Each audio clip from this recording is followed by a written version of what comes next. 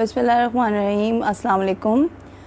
अगर कोई हमारे साथ लाइव मौजूद है तो हमें बता दे कि लाइव आपको आवाज़ बिल्कुल सही क्लियर आ रही है या नहीं, क्योंकि मैं जब खुद अपनी आवाज़ सुन रही होती है तो मुझे थोड़ी लो लग रही होती है। तो मुझे काइंडली गाइड कीजिएगा कि मैं ज़रा ऊंची आवाज़ में बोलूँ। वैसे तो स्पीकर कनेक्टेड है, माइक इज़ कनेक्टेड। कोई आया है एक हमारे साथ ऑनलाइन, काइंडली हमें बताइएगा कि आवाज़ क्लियर आ रही है।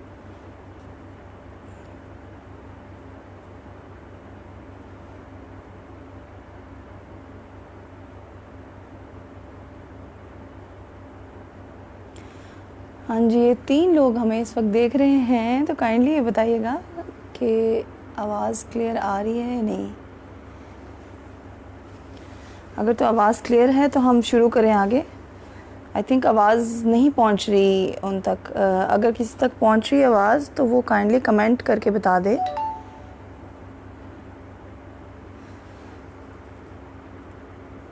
ओके जी, आई थिंक हमारी आवाज़ पहुंच रही है।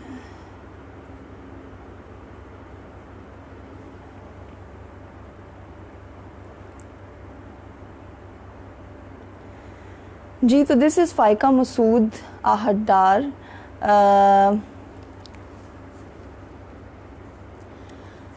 मेरा नाम फ़ाइका मसूद है और मैं यूथ माइंड प्रोग्रामर हूँ, साथ साथ सॉफ्ट स्किल ट्रेनर और जेंडर स्पेशलिस्ट भी हूँ। बट करंटली ये जो प्रोग्राम माइंडफुलनेस का हमने स्टार्ट किया है, ये मैं as a youth mind programmer इसको डील कर रही हूँ। और ये कॉन्सेप्ट है spirituality, science, mind sciences, spirituality और साथ साथ आपके ज़िंदगी गुजारने के तरीके को कंबाइन करके एक चीज़ बनाई गई है। माइंड का इन्फ्लुएंस, आपका माइंड जो है वो क्या इन्फ्लुएंस रखता है सारी की सारी ज़िंदगी के ऊपर, इस चीज़ के ऊपर ये सेशन तैयार किया गया है, ये प्रोग्राम सीरीज़ तैयार की गई है।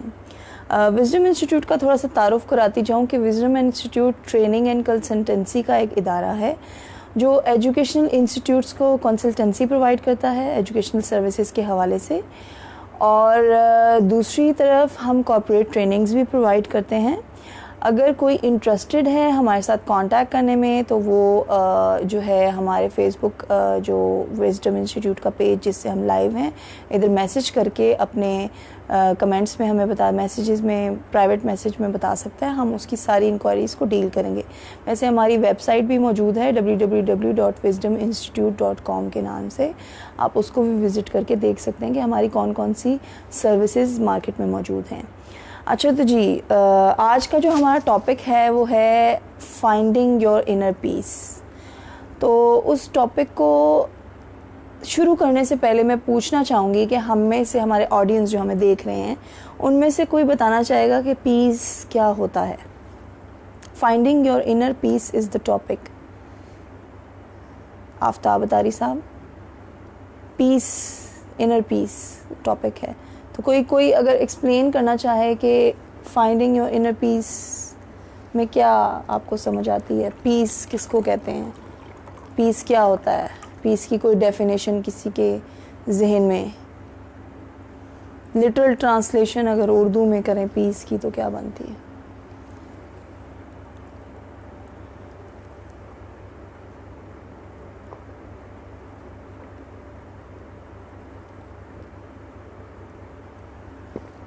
हमारे सारे पार्टिसिपेंट्स, कोई भी पार्टिसिपेट नहीं कर रहा, कोई बताए। चले हम इसको खुद ही आगे लेके चलते हैं। देखिए, पीस जो है ना वो अमन का नाम है, सुकून, ट्रैंक्विलिटी, काल्मनेस को पीस कहते हैं। इनर पीस से मुराद है आपकी अंदर ज़ात का पीस। ठीक, अपनी अनसेटिस्फाइड डिज़ायर्स के बर्डन को खुद से दूर रखना। अच्छा, अगर अनसेटिस्फाइड डिज़ायर्स को खुद से के बर्डन से दूर रखना है तो क्या सेटिस्फाइड डिज़ायर्स को खुद के करीब रखना पीस है? ये भी सवाल है। ठीक है, रूहानी सुकून, ठीक है, सेल्फ सेटिस्फेक्शन, इनर पीस।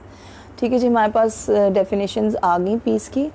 अब मैं आपको बताती हूँ कि पीस बेसिकली, अगर हम सारे के सारे पीस के होल कॉन्सेप्ट को एक सिंपल लाइन में डिस्क्राइब करने की कोशिश करें तो peace is freedom from disturbance, किसी भी किस्म की डिस्टर्बेंस जिसमें हमारी हर चीज़, unsatisfied desires, goals, unsatisfied relationships, unsatisfied work relationships, unsatisfied profession, unsatisfied public और प्राइवेट लाइफ, सब कुछ जो है ना वो आ जाता है। तो freedom from disturbance is called piece.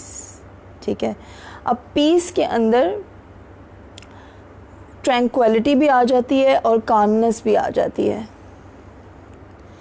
Okay, Zainab Fatima, piece हम इनर पीस की सेंस में बात कर रहे हैं कि पीस क्या है, सुकून, अमन क्या है।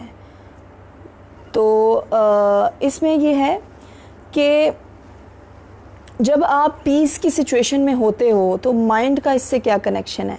हमारे माइंड में पीस जो है ना एक कैटलिस्ट की हैसियत रखता है। केमिस्ट्री में जब भी कोई केमिकल रिएक्शंस होते हैं तो उसके अंदर एक चीज़ डलती है, कैटलिस्ट। वो उन कंपाउंड्स के मिलने के अमल को बढ़ा देती है। तो पीस मेंटल लेवल की जितनी भी एक्टिविटीज़ होती हैं, अगर पीस मौजूद हो तो वो भी उसी तरह उन मेंटल एक्टिविटीज़ को के असर को बढ़ा देती हैं। तो पीस इसलिए हमारे माइंड के लिए बहुत ज़रूरी है, इनर पीस। तो इनर पीस बेसिकली क्या है? इनर पीस हमें तब मैसर आता है जब हम कॉन्शियसनेस अचीव करते हैं। ठीक है, being conscious about many things, जब हम इनलाइटेंड होते हैं, यानी कि जब हम पा जाते हैं किसी चीज़ को, तब हम पीस अटेन कर लेते हैं। ठीक है, हम आगे जाके देखेंगे कि कॉन्शियसनेस और एनलाइटमेंट क्या होते हैं। इधर हम इस वक्त में थोड़ा सा देखेंगे कि पीस जब आता है तो हम क्या चीज़ एक्वायर कर लेते हैं अपनी बॉडी के अंदर। हमारी जब बॉडी के अंदर बहुत सारे पॉजिटिव इमोशंस एंड फीलिंग्स मौजूद होती हैं और साथ साथ नेगेटिव फीलिंग्स कम होना शुरू हो जाती हैं, उतना हम पीस के प्रोसेस की तरफ थ्रू चलना शुरू हो जाते हैं। जैसे जैसे नेगेटिविटीज़ हमारी ज़ात के हिस्से से निकलती जाएंगी, वो नेगेटिव फीलिंग्स हैं या वो नेगेटिव इमोशंस हैं, वो दोनों स्किप होते जाएंगे, हम पीस एक्वायर करते जाएंगे। और जैसे जैसे हमारे पर्सनैलिटी के अंदर पॉजिटिव इमोशंस का फ्लो बढ़ जाएगा, हम पीसफुल होना शुरू हो जाएंगे। ठीक है, जितनी भी एक्सरसाइजेस की जाती हैं, जितनी भी योगा और इस तरह की एरोबिक्स, जितनी भी योगा, स्पेशली एरोबिक्स तो खैर पीस के लिए नहीं किया जाता इस तरह यूज़, लेकिन योगा को हम कहते हैं कि वो स्पेशल पीस अटेन करने के लिए ही है। वो फिज़िकल एक तरीका है आपका पीस अटेन करने के लिए। तो वो बेसिकली हमारे नेगेटिव इमोशंस को कम कर रहा होता है थ्रू सर्टेन हार्मोनल चेंजेस। हमारे ट्रिगर्स, बॉडी के ऐसे पार्ट्स होते हैं, सर्टेन पोजीशंस होती हैं जिनके थ्रू हार्मोन्स ऐसे एक्सक्रीट होते हैं, जिनके थ्रू हमारे हैप्पी इमोशंस और फीलिंग्स ट्रिगर होना शुरू हो जाती हैं और नेगेटिव इमोशंस और फीलिंग्स जो हैं वो ख़त्म होना शुरू हो जाती हैं। That's why yoga is preferred for attaining peace. अच्छा जी, अब एक तरफ है हमारे इमोशंस। सॉरी जी, एज़ यूजुअल मैंने आपको बताया कि जब भी मैं लाइव आती हूँ तो मुझे इतनी कॉल्स आना शुरू हो जाती हैं। सो आई एम सो सॉरी, बीच में कॉल आ गई थी, इस वजह से इंटरप्शन हुई थी। हम देख रहे थे कि फीलिंग्स और इमोशंस, दो चीज़ें हमने अभी कहीं कि abundance of positive feeling and positive emotions is piece. ठीक है, पीस के वक्त ये हमारे अंदर चल रहा होता है। तो हम देखते हैं कि ये होता क्या है। हम अब क्या देखेंगे, हमें ये समझने के लिए हमारे लिए ये भी ज़रूरी है कि हम इमोशंस और फीलिंग्स के अंदर डिफरेंस करना शुरू कर दें। ठीक है, यानी कि डिफरेंस करना सीखें हम कि फीलिंग्स और इमोशंस में क्या डिफरेंस होता है।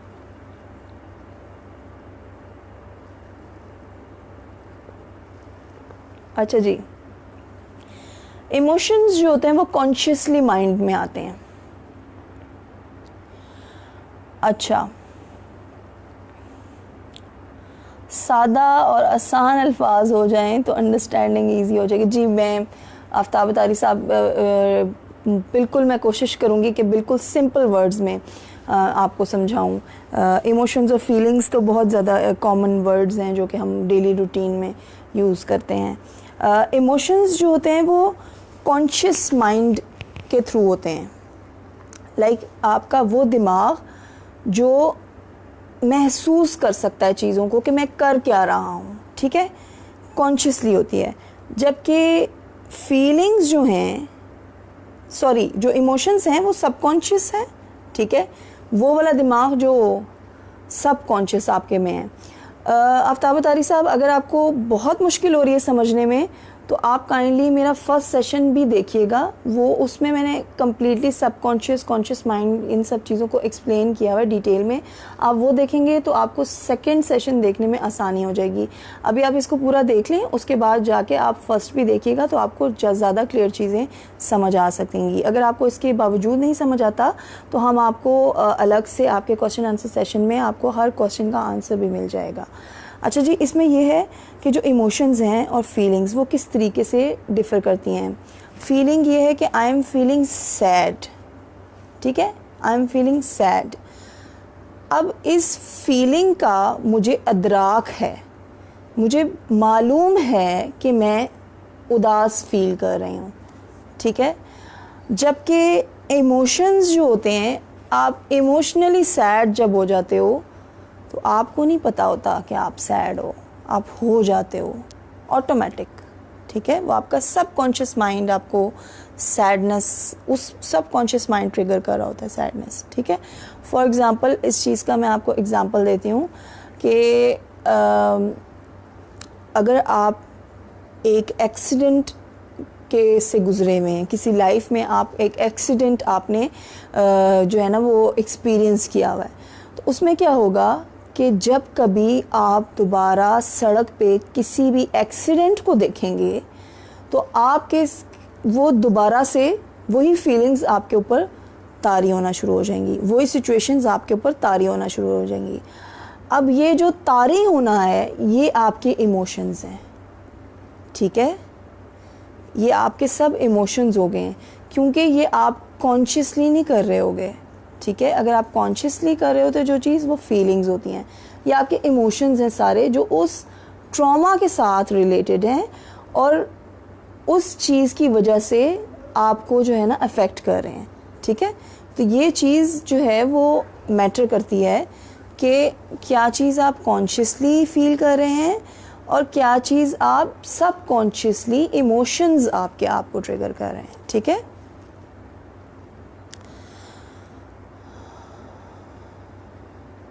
Okay fine, thank you sir. Sir Ziafatullah का बहुत अच्छा पॉजिटिव कमेंट आया। अच्छा जनाब, ये है कि कॉन्शियस माइंड में जो है सबकॉन्शियस माइंड के जो रिस्पॉन्सेज होते हैं वो ऑटोमेटिक होते हैं, यानी कि इमोशंस जो होते हैं वो ऑटोमेटिक होते हैं। तो इस चीज़ से हम ये चीज़ भी अंडरस्टैंड करेंगे कि इमोशंस को हम कंट्रोल नहीं कर सकते, right. Emotions can not be controlled, feelings can be controlled, ठीक है। हमें इमोशंस को कंट्रोल करने के लिए अपने सबकॉन्शियस माइंड को अनलॉक करना होगा, जो कि मैं फर्स्ट प्रोग्राम में आपको बता चुकी हूँ कि किस तरीके से हम अपने इमोशंस को कंट्रोल कर सकते हैं, ठीक है। अच्छा, सेकंड अब आ गया हमारा ये कि इमोशंस में हर चीज़ मैटर कर रही होती है, आपकी थॉट्स, आपके बिलीव्स, आपके डिज़ायर्स, ठीक है, आपके एक्शंस, ये चारों चीज़ें इमोशंस में मदद देती हैं। अब इसका ताल्लुक़ क्या है पीस से, ठीक है, इमोशंस का, फीलिंग्स का ताल्लुक़ क्या है पीस से। इमोशंस अनकॉन्शियसली, ठीक है, सबकॉन्शियसली, और फीलिंग्स कॉन्शियसली। जब हमारी सबकॉन्शियस फीलिंग और कॉन्शियस फीलिंग दोनों पॉजिटिव हो जाती हैं, पॉजिटिव होके एक हो जाती हैं, तब हम पीस अटेन करते हैं, तब हम पीस की सिचुएशन में आते हैं। ऐसा नहीं हो सकता कि आपके इमोशंस तो पॉजिटिव हों, फीलिंग्स नेगेटिव हों, ऐसा नहीं होता। या आपकी फीलिंग्स नेगेटिव हों और इमोशंस पॉजिटिव हों, ये नहीं होता। आपको दोनों चीज़ों को हार्मनी में लेके आना है, इक्विलिब्रियम में लेके आना है, बैलेंस करना है सबको। हाँ, ऐसा होता है कभी कभी कि आपकी फीलिंग्स तो अच्छी होती हैं लेकिन आपको इमोशंस कभी कभी कुछ थोड़ा बहुत ट्रिगर करते हैं, लेकिन ये ऐसे नहीं हो सकता कि आप टोटली इमोशंस वाले बंदे हो और पॉजिटिव फीलिंग्स वाले बंदे हो, यानी कि इतना ड्रास्टिक चेंज नहीं हो सकता इन सब चीज़ों में। ठीक है,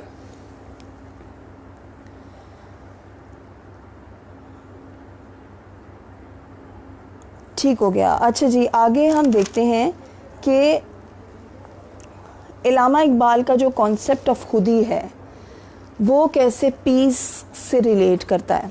ठीक है, इल्लामा इकबाल कहते हैं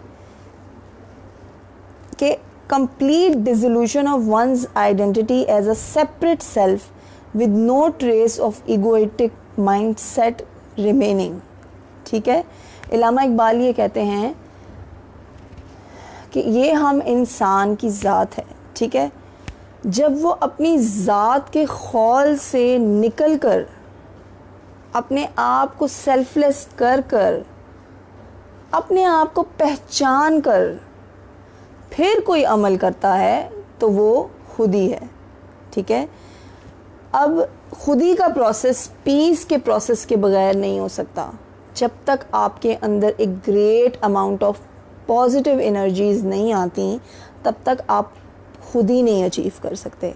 तो अगर हमें खुद ही अचीव करनी है, अगर हमें खुद को कुछ साबित करना है, अगर हमें दुनिया और आखिरत में कामयाब होना है तो भी हमें पीस अटेन करना हमारे लिए बहुत ज़रूरी है। देखिए, एक वो इंसान जो कि अपनी ज़ात के अंदर ही इंतशार का एक उसके अंदर एलिमेंट है, वो अपनी ज़ात के अंदर कितनी ज़ातें छुपाए हुए है, वो इंसान पीसफुल नहीं है। हम देखते हैं अक्सर लोग होते हैं वो अपने घर वालों के साथ अलग तरीके से होते हैं, बाहर वालों के साथ अलग तरीके से होते हैं। एक्चुअली उन्होंने अपनी खुद ही डिस्कवर नहीं की होती, अपना सेल्फ डिस्कवर नहीं किया होता, वो अपने ज़ात के अंदर इनर पीस अटेन नहीं किए हुए होते। जब एक इंसान इनर पीस अटेन करता है तो वो हर जगह उसका सलूक जो है वो पॉजिटिव ही रहता है। सो inner peace is very very very important. ठीक है, इसके बाद हम आगे मज़ीद देखते हैं कि हम किस तरीके से हम इसको लेके चल सकते हैं। जब खुद ही आती है तो एनर्जी भी आती है और प्रोडक्टिविटी भी आती है, जिसको हम सेल्फ एक्चुअलाइजेशन भी कह सकते हैं, अपनी ज़ात को पहचानना। देखें, आप जब पीस अटेन करने के सफ़र पे जाएंगे ना तो आपको अपना आप पढ़ना होगा, आपने अपने अंदर झांकना होगा। आप अपने अंदर कोशिश करें, देखें कि आप क्या हैं, किस लिए हैं, क्यों हैं ज़िंदगी में, और उसका मकसद क्या है और कैसे उसको इन्हांस किया जा सकता है, उस मकसद को अटेन कैसे किया जा सकता है। हम लोगों में से बहुत सारे लोग ऐसे हैं जो कहते हैं कि विज़न जो है हम वो अचीव नहीं कर पा रहे, हमें पता नहीं हमारा विज़न क्या है, हमें पता ही नहीं कि हमने जाना किस डायरेक्शन में है, हम कैसे पता करेंगे कि हमने किस डायरेक्शन में जाना है। देखिए, ये चीज़ें ऐसे एक दो दिन के अमल से नहीं आती। ठीक है, अगर आपने सेल्फ एक्चुअलाइजेशन की तरफ से जाना है तो आप पहले अपने ज़ात के अंदर पीस लेके आएँ, अपने आप को पॉजिटिव करें, पॉजिटिव माइंड सेट लेके आएँ। ठीक है, उसमें पॉजिटिव थॉट्स लेके आएँ, उसमें पॉजिटिव एनर्जीज़ लेके आएँ। और पॉजिटिव एनर्जीज़ के लिए बहुत सारी चीज़ें मैं पहले प्रोग्राम में भी आपको बता चुकी हूँ कि आप क्या क्या कर सकते हैं। आप मेडिटेशन कर सकते हैं, आप नमाज़ पढ़ सकते हैं, आप रोज़े रख सकते हैं। ये सब चीज़ें हम आगे जाके भी डिस्कस करते हैं कि कौन कौन से मेथड्स होते हैं कि जिसके तरीके से आप अपनी ज़ात के अंदर पीस अटेन कर सकते हैं। अच्छा, इसमें सबसे बड़ी जो बात मैं आपको बताना चाहूँगी कि हमारी ज़ात के अंदर अगर पीस नहीं है तो हम किसी भी रिश्ते के अंदर मुतमईन नहीं हो सकेंगे। अगर आप इनर पीस अटेन नहीं कर पाए तो आप अच्छे बाप नहीं बन सकते। अगर आप इनर पीस नहीं अटेन कर पाए तो आप अच्छी बेटी नहीं बन सकते, अच्छी बीवी नहीं बन सकते, अच्छी बहू, अच्छा दामाद, अच्छा मियाँ, अच्छा बीवी नहीं बन सकते। हमारे आजकल के दौर का सबसे बड़ा अलमिया ही यही है कि पीस नहीं है, ठीक है, पीस की बहुत सख्त कमी है। और ये भी मैं आपको बताती चलूँ कि एक ही दिन के अंदर पीस को डिलीवर कर देना, इनर पीस को भी मुमकिन नहीं है, ठीक है। आई डोंट थिंक कि एक प्रोग्राम सफिशेंट है पीस बताने के लिए। तो इसके लिए भी हमें काफ़ी प्रोग्राम्स करने पड़ेंगे। एक तो हम वैसे ही कर रहे हैं, फिर सेकंड हम ऐसा करेंगे कि आप लोगों के स्पेशल जो आप लोगों का अगर कोई क्वेश्चंस हों, हम उनके ऊपर ही नेक्स्ट प्रोग्राम करेंगे। तो आगे लेके चलते हैं इस प्रोग्राम को।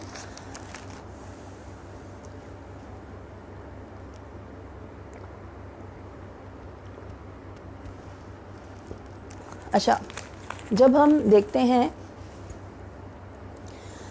कि पीस अगर हमने अटेन करना है तो पीस का सबसे बड़ा सोर्स क्या है, तो मुझे यहाँ मेरे देखने वालों से कोई बता सकता है कि पीस का सबसे बड़ा सोर्स क्या है?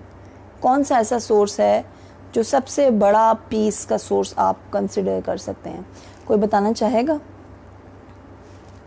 मैंने आज प्रोग्राम में अपनी पूरी बॉटल पानी की रखी हुई है क्योंकि गर्मियाँ इतनी आ गई हैं। And I request you all कि आप सब जो हैं वो पानी ज़रूर पिएं, क्योंकि ये हब्स वाला मौसम है, डिहाइड्रेशन होने का बहुत ख़तरा होता है। तो आप सब पानी बहुत ज़्यादा इस्तेमाल किया करें। अगर सादा नहीं पिया जाता किसी से तो वो बेशक उसको लेमन के साथ मिक्स करके पी सकता है, किसी भी तरीके से कोई जूस वगैरह डाल ले, लेकिन पानी किसी भी फॉर्म में ले ज़रूर। जी, तो मेरा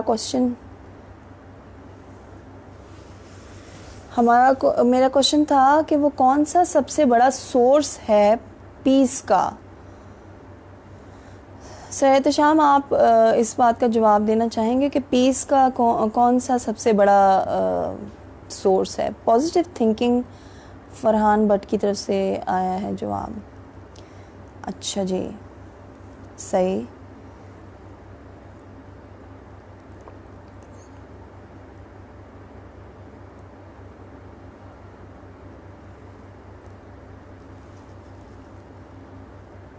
जी सर, बताइए आपके जहन में क्या है पीस का सबसे बड़ा सोर्स?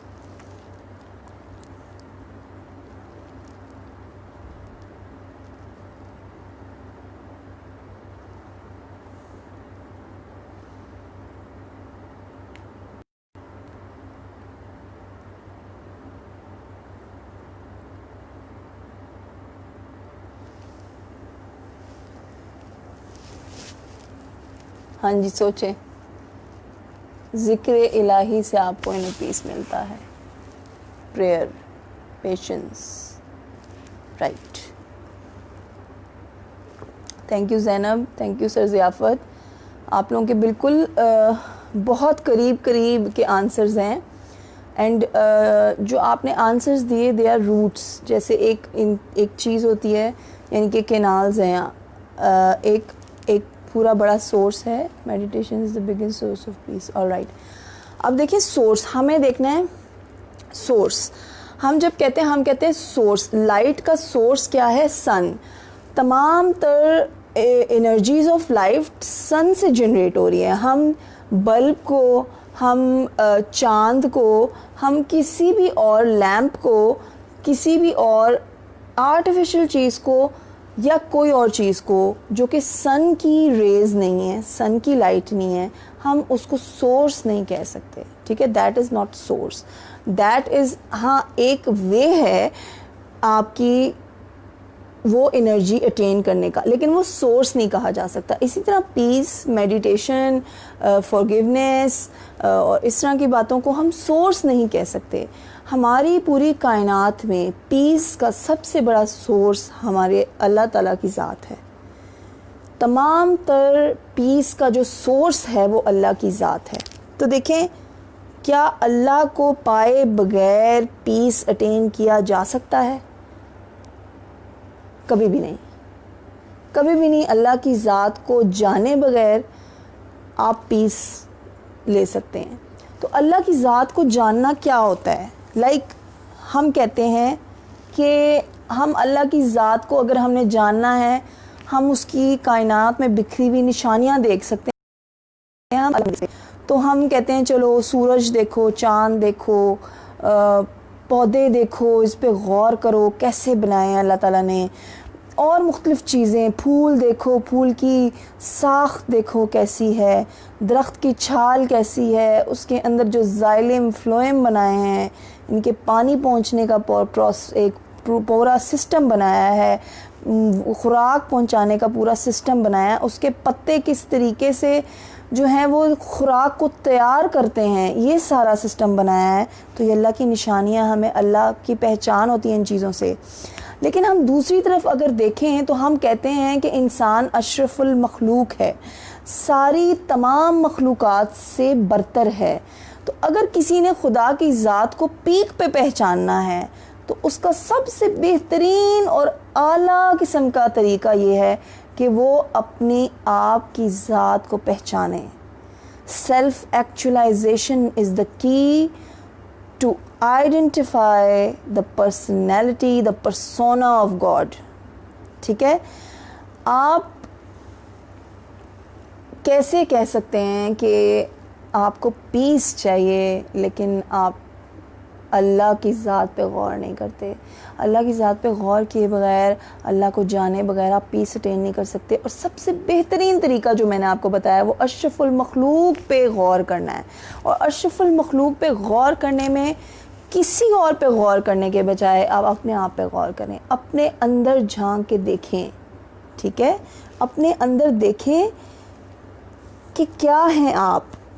इलामा इकबाल फरमाते हैं, तेरी फितरत अमी है मुमकिनात ज़िंदगी की, यानी कि your nature is care taker of possibilities of life. Life में जो भी पॉसिबिलिटीज़ हैं, आपकी फितरत उसके ऊपर अमल पैरा है।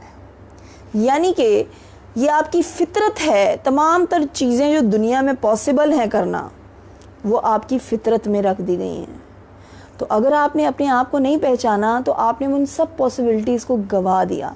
और उन सब चीज़ों को, अपने आप को पहचानने की सबसे अच्छी जो चीज़ है, सबसे बेहतरीन तरीका अपना सबकॉन्शियस माइंड को अनलॉक करना है, जो कि हम पहले प्रोग्राम में डिस्कस कर चुके हैं। ठीक है, अब हम देखते हैं कि हमने कहा कि अपनी ज़ात पे गौर करना है। तो अपनी ज़ात पे गौर करने के लिए हम क्या करते हैं? हम अपनी ज़ात पे गौर करने के लिए, जी आफ्ताब अतारी साहब, आपने पूछा कि नॉन बिलीवर्स इस पे कैसे कर लेते हैं अटेन। वो वही सब तरीके करते हैं जो उस एनर्जी को अट्रैक्ट कर रही होती हैं।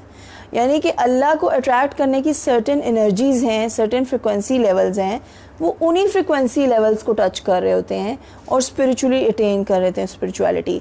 असल में बात ये है कि ये एक चीज़ है, ठीक है। फॉर एग्ज़ाम्पल एक दीवार है, ठीक है, मेरे पास बॉल है, मैं उस बॉल को उस दीवार पे हिट करती हूँ और वो पलट के मेरे पास आता है।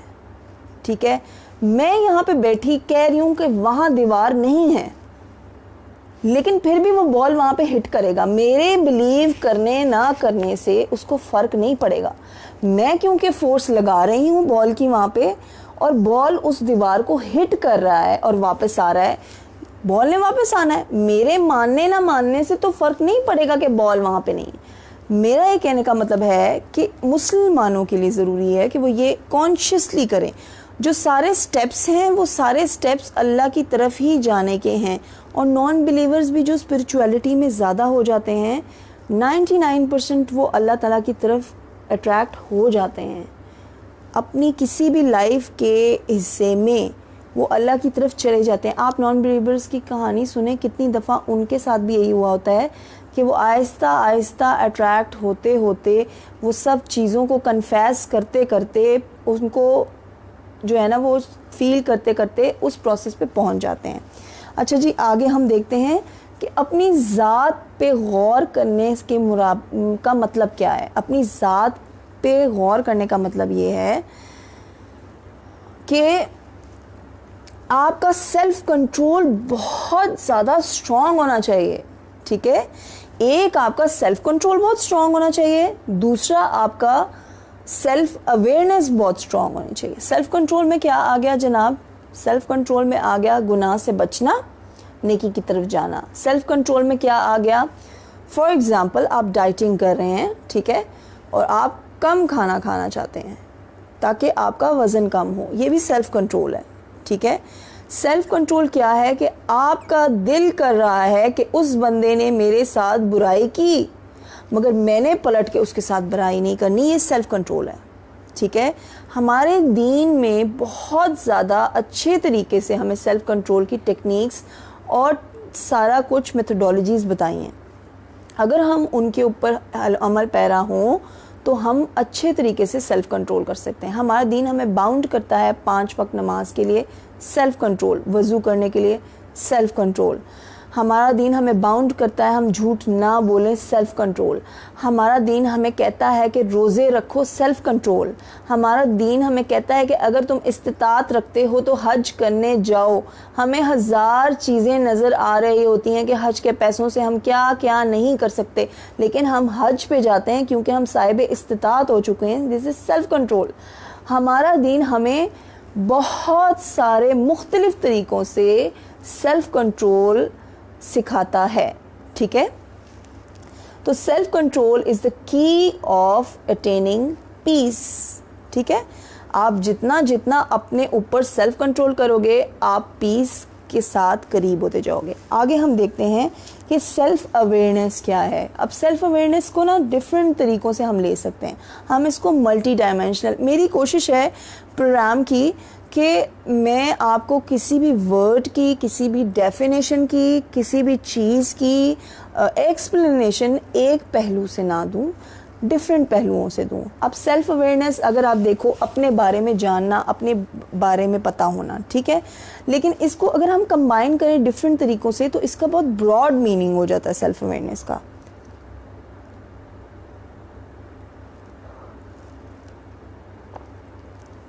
फॉर एग्ज़ाम्पल आपकी इमोशंस के बारे में सेल्फ अवेयरनेस, क्योंकि इमोशंस जो हैं वो सबकॉन्शियस होते हैं, सो उनको अंडरस्टैंड करने के लिए ज़्यादा एनर्जी और ज़्यादा हम क्या कहेंगे उसको लगाने के लिए, उसको ज़्यादा हमें एनर्जी और ज़्यादा अंडरस्टैंड करना डिफ़िकल्ट होता है, इसलिए हमें ज़्यादा उसको फोकस करना पड़ता है। तो क्या होता है कि इमोशंस जो हैं, इमोशनल इंटेलिजेंस एक टर्म है जिसके अंदर सेल्फ अवेयरनेस एक बहुत इम्पॉर्टेंट पार्ट है। वो क्या है जनाब? इतने अच्छे तरीके से आपको अपने इमोशंस के बारे में पता है और किसी दूसरे के इमोशंस के बारे में पता है। फॉर एग्ज़ाम्पल इमोशनल इंटेलिजेंस इसको कहते हैं। फॉर एग्ज़ाम्पल कि मैं अभी इस सिचुएशन में, फॉर एग्ज़ाम्पल यहाँ पे भाई बहन बैठे हुए मेरे 4, और कोई ऐसी बात हुई जो मुझे पसंद नहीं है, मुझे पता है कि अब मुझे गुस्सा चढ़ना ही चढ़ना है, उसको अवॉइड करने के लिए मैं उठ के किसी और कमरे में चली जाऊँ, फ़ौरन से मैं परसीव करने के लिए, ये सेल्फ अवेयरनेस है कि आपको पता है कि इस सिचुएशन में आपको गुस्सा आएगा और आउटबर्स्ट होगा, तो उस सिचुएशन को उससे आप फौरी तौर पे निकल गए, बैठे, काम हुए, पानी पिया, इधर उधर गए, और उसके बाद आके वापस बैठे और फिर अपने आप को कूल डाउन करके, नहीं मैंने नहीं गुस्सा करना, मैं इसको इस तरीके से, ऐसे तरीके से अपने बहन भाइयों को ये बात समझा देता हूँ। फिर आप वापस आए और आपने तहम्मुल के साथ वो बात की, तो ये सेल्फ अवेयरनेस है। और दूसरा क्या, आप 4 बहन भाई बैठे हैं, आपके दिमाग में एक पॉइंट क्लिक होता है कि हाँ यार, अगर मैं ये बात यहाँ पे बोल दूँ ये बड़ी फिट आएगी और ये मामले को बहुत अच्छे तरीके से एक्सप्लेन कर रही है, लेकिन साथ ही साथ आपके जहन में एक ये ख्याल आया कि यार इस बात को मेरी छोटी बहन पता नहीं किस एंगल से ले ले, शायद वो ये सोचे कि वो गरीब है तो मैं अपनी अमारत का बारे में बात कर रहा हूँ। अब ये आपको दूसरे के इमोशन के बारे में बहुत अच्छे तरीके से पता है, ये आप इमोशनली इंटेलिजेंट हैं, तो आपने वो बात डेलिबरेटली अपनी वो बात छुपा ली कि कहीं मेरी छोटी बहन इस चीज़ से, मतलब इस चीज़ से बहुत ज़्यादा डिसहार्ट ना हो जाए, वो फील ना करें इस बात को। So this is emotional intelligence, कि आपको अगले का भी पता है और पीछे भी। अब ये तो सेल्फ अवेयरनेस होगी इमोशंस के चक्कर में, ठीक है। अब सेल्फ अवेयरनेस दूसरी तरफ अगर आप देखें तो आपको पता है जनाब कि वॉक करनी है आपने, ठीक है, और वॉक करने के लिए आपने सूटेबल टाइम 8 बजे रखा हुआ है। अब एक तरफ आपकी अम्मी आती हैं और आपको कहती हैं बेटा खाना खा लो, ठीक है, मैंने तैयार कर दिया। आपने अम्मी को कहा कि अम्मी नहीं, मैं अभी खाना नहीं खाऊंगा क्योंकि मैं 8 बजे वॉक करने जाता हूँ, अगर मैं अभी खाना खा लूँगा फिर मुझसे वॉक नहीं होगी। So this is also self awareness, कि आपको पता है अपने बारे में कि आप किस तरीके से इस चीज़ को ज़्यादा अच्छे तरीके से लेके चल सकते हैं, यानी कि किस तरीके से आप अपने आप को कंफर्टेबल कर सकते हैं। मेरी बैटरी जो है वो बिल्कुल लो हो चुकी है। मैं पावर बैंक लेके आती हूँ, आप लोग कहीं जाइएगा नहीं, मैं इसको कनेक्ट करती हूँ, 2 मिनट में मैं दोबारा आती हूँ। Thank you.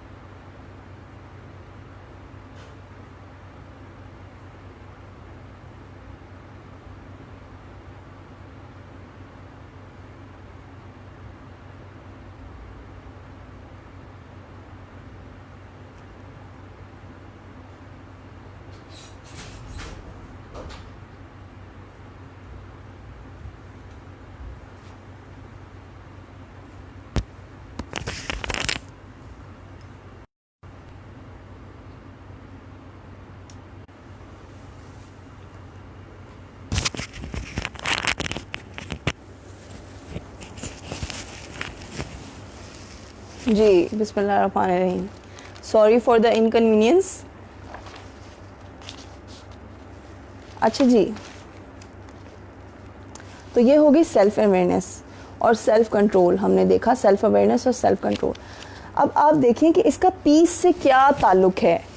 दोनों चीज़ें, सेल्फ अवेयरनेस और सेल्फ कंट्रोल, आपको पीस सिखाती हैं। जितना अच्छा आपका सेल्फ कंट्रोल होगा, जितनी आपकी अच्छी सेल्फ अवेयरनेस होगी, उतना अच्छा आपका सारा कुछ जो है ना वो आप उतना अच्छा आप पीस को अटेन कर सकेंगे। अच्छा जी, इधर ही मैं, क्योंकि हमने सेल्फ कंट्रोल और इन सब चीज़ों की बात की है, तो मैं यहाँ पे एक थेरी के बारे में आपको बताना चाहूँगी।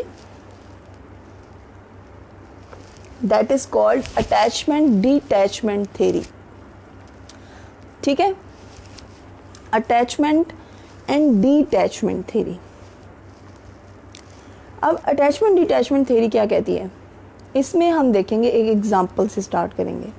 फॉर एग्जांपल, आपने एक नई गाड़ी ली है और आप उसको रोड पे लेके निकले हैं। आप उसको रोड पे लेके निकले हो और आप उसको लॉन्ग ड्राइव पे, आप लॉन्ग ड्राइव कर रहे हो उसको, तो एक वक्त आएगा कि एक गाड़ी आती है आगे से और वो आपकी गाड़ी को हल्का सा हिट करके जाती है। आपकी गाड़ी नई जो है वो उसके ऊपर स्क्रैच पड़ता है। उससे पहले आप बहुत खुश थे, आप एंजॉय कर रहे थे, म्यूज़िक ऑन किया था, लॉन्ग ड्राइव पे जा रहे थे, बहुत खुशी खुशी आप अपनी खुशी को सेलिब्रेट कर रहे थे। लेकिन एक स्क्रैच ने आपकी वो सारी खुशी बर्बाद करके आपको, आपका मूड ख़राब कर दिया और आप बिल्कुल अनपीसफुल हो गए। जैसे पहले आप पीस में थे, आप उससे बिल्कुल ऑपोजिट हो गए, ठीक है। अब रूमी, जलालुद्दीन असद रूमी साहब इस चीज़ को बहुत अच्छे तरीके से एक्सप्लेन करते हैं। रूमी कहते हैं कि आपकी जो मटेरियल पोजेशंस हैं, आपकी उनसे अटैचमेंट आपको पीस से दूर करती है, ठीक है। जितना जितना ज़्यादा आप अपनी बिलोंगिंग से अटैच्ड होंगे, उतना ज़्यादा आप अनपीसफुल होंगे। अब इधर इसको एक्सप्लेन करते हुए एक और अगर मैं सपोर्टिंग आर्गुमेंट लूँ, तो इमाम अली अलैहिस्सलाम कहते हैं कि ज़रूरी नहीं कि डिटैचमेंट ये नहीं है कि आपके पास पोजेशन में कोई चीज़ ही नहीं है, यानी आपके पास कोई चीज़ पड़ी हुई ही नहीं है, ठीक है, ना सोफ़ा है, ना गाड़ी है, ना बंगला है, ना पैसे हैं, ना कुछ है, नहीं। डिटैचमेंट ये नहीं है। डिटैचमेंट ये है कि आपकी पोजेशन में चीज़ें हों, ना कि चीज़ों की पोजेशन में आप हो। ठीक है, हम कहते हैं ना जान चीज़ों में फंसी हुई है, ठीक है, वो ना हो। आप उसको यूज़ करो। अगर खुदा ना खास्ता उसमें कोई गलती कोताही आती है या वो ख़राब हो जाती है, उसको डेस्टिनी समझ के, उसको अल्लाह की मंशा समझ के उससे बिल्कुल ला ताल्लुक़ हो जाओ। इस बात से, इस बात पे इतना एम्फसाइज ना करो। आप उससे बिल्कुल एहतशाम साहब कि दुनिया से बेनियाज हो जाएं आप, दुनिया की चीज़ों से बेनियाजी, डिटैचमेंट। ठीक है, अटैचमेंट एंड डिटैचमेंट। सो हमें क्या करना है, हमें अगर पीस अटेन करना है तो हमें दुनिया की चीज़ों से डिटैच होना होगा। डिटैच होने के लिए हम क्या करेंगे, किस तरीके से? अब आप मुझे कोई बता सकता है कि डिटैचमेंट किसको कहते हैं? डिटैचमेंट यानी कि डिटैचमेंट कैसे हो सकती है चीज़ों से? डिटैचमेंट क्या वो चीज़ होगी जो हमें बताएगी हम चीज़ों से डिटैच्ड हैं?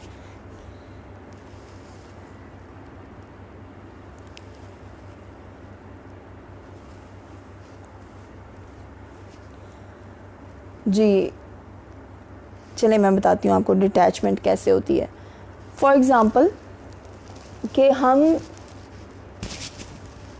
अपनी रोज़मर्रा की चीज़ों को इस्तेमाल कर रहे हैं, ठीक है, और जिन चीज़ों को इस्तेमाल नहीं कर रहे, फॉर एग्ज़ाम्पल हमारे पास पड़ी होती हैं कुछ ऐसी चीज़ें जो कि हम कॉन्टीन्यूसली इस्तेमाल नहीं कर रहे होते, उसको अल्लाह की राह में दे देना भी डिटैचमेंट है।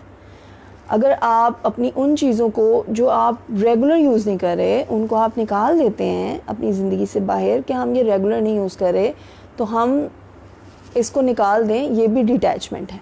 ठीक है, आपकी कोई चीज़ कोई ख़राब कर देता है, आप उस पर भड़कते नहीं हो, ये डिटैचमेंट है।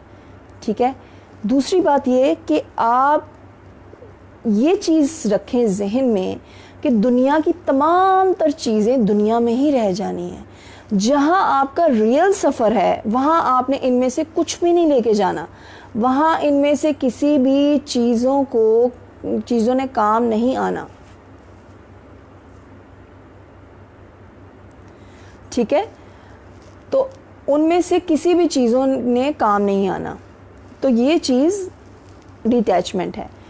दूसरी डिटैचमेंट की सबसे अहम बात ये होती है कि जब आप डिटैच होते हैं दुनिया की चीज़ों से, तब आपकी परफॉर्मेंस हाई हो जाती है। फॉर एग्ज़ाम्पल अगर आप बहुत सारी चीज़ों से अटैच्ड हैं, अपने घर से, अपनी बिलोंगिंग्स से, तो आपका ध्यान इसी में लगा रहेगा, अब ये ठीक है, अब ये ख़राब हो गई, अब मैं इसको एंजॉय करूं इस चीज़ को।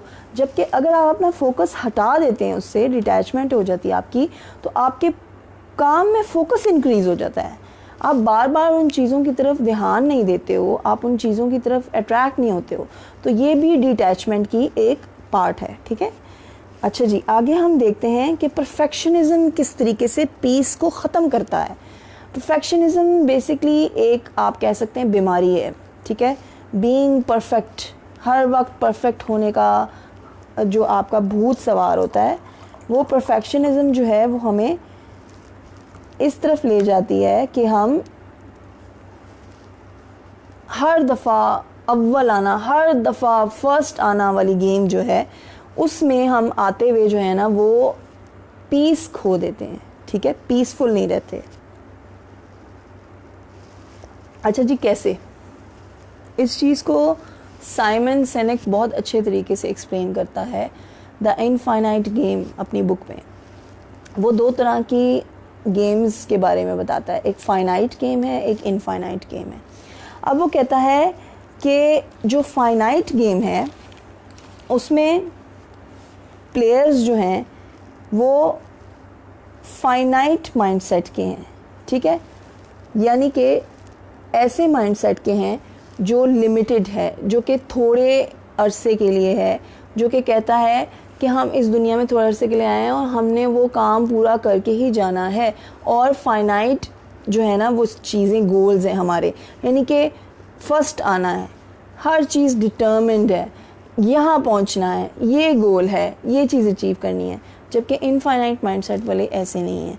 अब इसकी मिसाल वो इस तरह देखता है कि आपके सामने एक बिल बोर्ड लगा हुआ है, ठीक है, और उसके ऊपर 2 रास्ते हैं, ठीक है।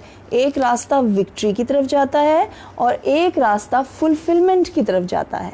तो वो कहता है कि जो रास्ता विक्ट्री की तरफ जा रहा है उसमें आपका गोल होगा कि आप विनर हो, आप कंपटीशन में आओगे, compete करोगे दूसरों के साथ, कुछ लोग आपको चीयर करेंगे, ठीक है, और उसके अंदर जब आप जीत जाओगे, किसी पोजीशन पे पहुंच जाओगे या हार जाओगे तो गेम ओवर हो जाएगी। उसमें क्या होगा, उसमें आप अगले की लेग पुलिंग भी करेंगे, उसमें आप अगले को नीचा भी दिखाएंगे, आप झूठ बोलेंगे, स्ट्रेटजीज निकालेंगे, नहीं भी निकाल सकते, आप फेयर भी खेल सकते हो, लेकिन फेयर खेलते खेलते अगर आप हार गए उस इंसान के साथ जो अनफेयर खेल रहा था, अगेन आप इनपीसफुल हो रहा है, पीस आपका डिस्टर्ब हो रहा है, ठीक है। तो साइमन सिनेक कहता है बजाय के फाइनाइट गेम खेलने के आप इनफाइनाइट गेम खेलें। इनफाइनाइट गेम फुलफिलमेंट के रास्ते पे लेके जाती है।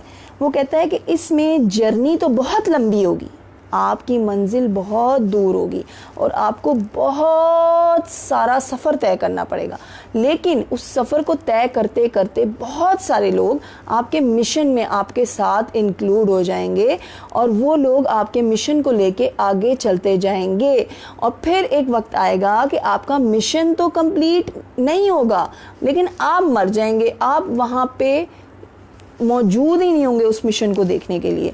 लेकिन वो जो लोग जिन्होंने आपको कंटिन्यू किया था वो आपका मिशन को लेके आगे बढ़ेंगे, आपकी लेगेसी बनाएंगे। यानी कि इस रास्ते में आपका ज़िंदा होना भी ज़रूरी नहीं है। इसकी बेहतरीन मिसाल पाकिस्तान में ईदी की मिलती है। आज ईदी हमारे दरमियान में मौजूद नहीं है, लेकिन वो जो काम कर गए हैं, वो जो मिशन बना गए हैं, वो जो फुलफिलमेंट कर गए हैं, उनको आज तक लोग चला रहे हैं। इसी तरह बहुत सारी मिसालें हैं, सारी दुनिया में बिखरी पड़ी हैं। साइमन सिनेक एक और बहुत ज़बरदस्त और दिलचस्प वाक़या बयान करता है। वो कहता है कि माइक्रोसॉफ्ट और एप्पल दोनों कंपनी का बहुत टफ़ कंपटीशन था और दोनों ही मुझे अपने फंक्शंस पे बुलाती थी। उन्होंने कहा एक दफ़ा माइक्रोसॉफ्ट ने मुझे अपने फंक्शन पे बुलाया तो उन्होंने मुझे एक गैजेट दिया। उस गैजेट का नाम मुझे भूल गया है क्योंकि टेक्नोलॉजीज़ का मुझे इतना टेक्नोलॉजीज़ के नेम का आइडिया नहीं होता। तो उस गैजेट को वो कहता है कि मैं एप्पल में जब गया उनकी कंपनी में तो मैंने एप्पल की कंपनी के जो है वो सीईओ को कहा कि आपका के मुझे माइक्रोसॉफ्ट वाले ने ये आप अपना प्रोडक्ट दिया और वो प्रोडक्ट आपके एप्पल प्रोडक्ट से बहुत बेहतर है। तो उन्होंने क्या कहा, उन्होंने आगे से जवाब दिया कि आई एम श्योर वो होगा। यानी कि उनको फ़र्क ही नहीं पड़ा कि अगर माइक्रोसॉफ्ट का एक प्रोडक्ट एप्पल के प्रोडक्ट से बेहतरीन है। तो साइमन सिनेक कहता है कि मैंने उनकी दोनों कंपनीज़ को स्टडी करने की कोशिश की कि इनमें क्या फ़र्क है। तो उसको जो आंसर मिला वो इतना बेहतरीन था कि उसने कहा कि माइक्रोसॉफ्ट का टारगेट है, उनका विज़न है कि हमने एप्पल को बीट करना है और एप्पल का विज़न ये था कि हम टीचर्स को कैसे इजी तरीके से इजी वे में उनके प्रॉब्लम्स को सॉल्व कर सकते हैं। सो एप्पल का मिशन सर्विस था, इनफाइनाइट गेम था, जबकि माइक्रोसॉफ्ट का विज़न बीट करना था, कंपटीशन था, फाइनाइट गेम था।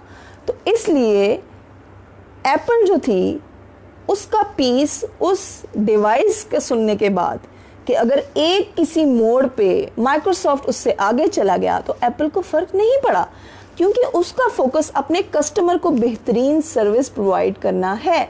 और अगर किसी पॉइंट पे वो ये नहीं प्रोवाइड कर पाया तो वो सोचता है कि इसको हम इम्प्रूव कर लेंगे। सो वो पीस ऑफ माइंड अटेन करता है। सो देखें किस तरीके से आप जब इनफाइनाइट माइंडसेट में आते हैं, इनफाइनाइट गेम में आते हैं, तो आप पीस अटेन करते हैं। इसी के साथ साथ हम इसको देखेंगे लीडरशिप के रोल में। लीडरशिप जब पीसफुल होता है तो वो ये नहीं सोचता लीडर कि मुझे हर सलूशन का प्रॉब्लम पता, हम मुझे हर प्रॉब्लम का सलूशन पता हो, जबकि वो ये सोचता है कि मुझे हर प्रॉब्लम को आगे बढ़कर फेस करना है। कैलिब्रेशन से मशवरा करके मुझे ये चीज़ करना है। और दूसरी बात यह है कि जो अच्छे लीडर्स होते हैं उन्होंने हमेशा अपने सर्कल में कुछ ऐसे लोग जो उसके मेंटल लेवल के हों या उससे अबव हों रखे होते हैं, जिनसे वो भी प्रॉब्लम्स में मशवरे कर सकते हैं। यानी कि लीडर्स को हम ये समझते हैं कि वो तो परफेक्ट ऑल इन ऑल है, नहीं, ऐसा नहीं है। लीडर्स भी अपने मशवरे करते हैं दूसरे लोगों से, और करने चाहिए, इसीलिए पीसफुल रहते हैं। और वो बंदा जो अपने आप को अक्ल कुल समझने लग जाए कि मैं लीडर हूँ, मैं कैसे मशवरा करूँ, तो वो अक्ल कुल समझना भी गलत है। लीडर्स को हमेशा अपना एक राइट हैंड रखना चाहिए जिसके साथ वो अपने तमाम कंपनी में सारे के सारे डिस्कशंस कर सकें, और वो बहुत ज़्यादा हाई इंटेलेक्ट का बंदा होना चाहिए जो अच्छे मशवरे देता हो।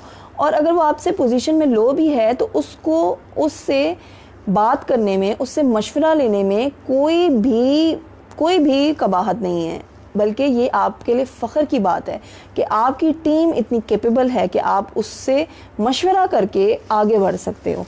ठीक है। और अच्छी टीम बिल्डिंग तभी हो सकती है जब लीडर हर एक की राय को अंदर अकोमोडेट करता हो। फॉर एग्ज़ाम्पल, आप लीडर हैं, आपने आईटी सेक्शन में एक बंदे को हेड रखा है। अब आईटी सेक्शन के तमाम मामलात के तमाम प्रॉब्लम्स कोशिश करें कि वो आईटी का बंदा ही डील करे। अगर आप उस चीज़ के सब मामलात अपनी तरफ ले लेंगे, एक तो आप पीसफुल नहीं रहेंगे, दूसरा आप ट्रस्ट नहीं करेंगे, ट्रस्ट बिल्डिंग नहीं होगी, तो पूरी कंपनी का जो एक माहौल है वो बहुत ज़्यादा डिस्टर्ब होगा। सो पीस प्रोफेशनल लाइफ में भी बहुत इम्पॉर्टेंट है, पर्सनल लाइफ में भी बहुत इम्पॉर्टेंट है। ठीक है। और जो पीसफुल लीडर नहीं होता वो लेग पुलिंग करता है, वो अपनी गलती औरों पे थोपना शुरू हो जाता है, वो इल्ज़ाम लगाता है, अपनी अगर कोई काम गलत हो जाए वो इल्ज़ाम लगाना शुरू कर देता है। ठीक है। और लोगों को पहचान नहीं पाता। ठीक है।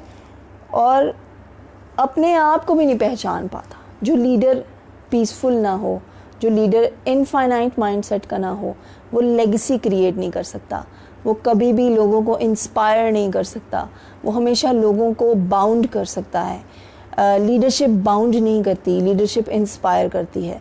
और लीडरशिप कभी भी एम्प्लॉय क्रिएट नहीं करती, लीडरशिप हमेशा और लीडर्स क्रिएट करती है। So this is very important. Peaceful leader जो है वो ऐसा होता है। अच्छा, एंड पे मैं आपको कुछ टिप्स दूंगी आज की, जो स्पिरिचुअलिटी के हवाले से हम हर प्रोग्राम में करते हैं।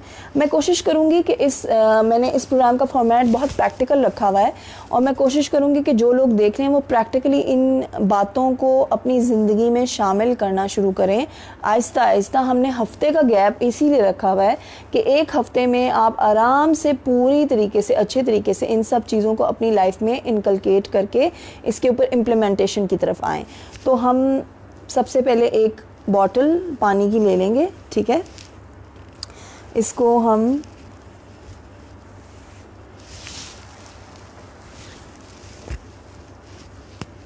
पानी की बॉटल लेके हम इसको खोलेंगे। ठीक है। और हम अन्य भर लेनी है अपनी पानी की बॉटल, जो भी हमारे पास पानी की बॉटल पड़ी हुई हो। इसके ऊपर 3 दफ़ा बिस्मिल्लाह और 1 दफ़ा अल्लाहुम्मा सल्ली अला मुहम्मदिन पढ़ेंगे। बिस्मिल्लाहिर्रहमानिर्रहीम, बिस्मिल्लाहिर्रहमानिर्रहीम, बिस्मिल्लाहिर्रहमानिर्रहीम, अल्लाहुम्मा सल्ली अला मुहम्मदिन, और इस पर फूंक देंगे। ये पानी आपने जब भी पानी पीना है पूरे दिन में, आपने इसी तरीके से पानी पीना है। और कोशिश करें कि पानी इसी तरीके से पिएं तो आपकी बहुत सारी बीमारियां ख़त्म होगी। आजकल जो कोरोना का मसला है वो भी इंशाल्लाह अल्लाह ताला के नाम से हर चीज़ मुमकिन है, वो भी ख़त्म हो जाएगा आपका, और आपको ख़तरा भी नहीं होगा। ये अपनी लाइफ में ज़रूर ऐड करें। दूसरा देखें, सेल्फ़ कंट्रोल की बात हुई थी, तो रोज़े रखें। रोज़ा सेल्फ़ कंट्रोल की बेस्ट सोल्यूशन है। तीसरी ये बात कि आपने क्या करना है, आपका ये टारगेट है कि इस हफ्ते के अंदर अंदर आपने 10,000 मरतबा दुरूद पाक पढ़ना है। ठीक है। पूरा दुरूद, अल्लाहुम्मा सल्ली अला मुहम्मदिन व अला आलि मुहम्मदिन कमा सल्लैता अला इब्राहीम व अला आलि इब्राहीम इन्नका हमीदुम मजीद, अल्लाहुम्मा बारिक अला मुहम्मदिन व अला आलि मुहम्मदिन कमा बारकता अला इब्राहीम व अला आलि इब्राहीम इन्नका हमीदुम मजीद। ये आपने 10,000 दफ़ा तस्बीह पूरी कंप्लीट करनी है।